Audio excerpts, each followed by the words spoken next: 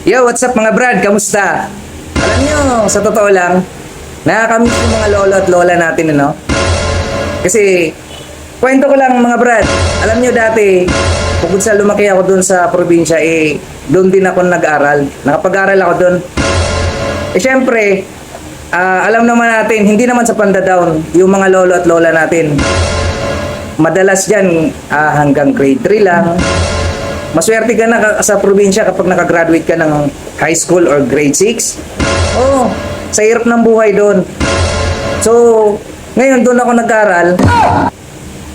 Si Lolo, siya ang tagakuha ng card ko kasi malapit sa akin yun eh.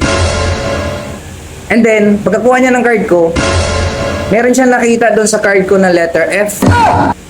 Di ba kasi kapag bagsak ka, letter F.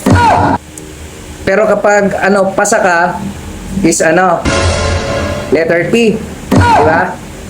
So, ayun. Tinanong ako ni Lolo, Dong, ano tong letter F sa card mo? Siyempre, since na ako medyo loko-loko, bilis ko mag-isip.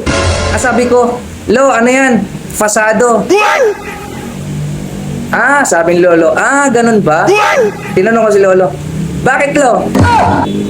Hindi, akala ko kasi perfect.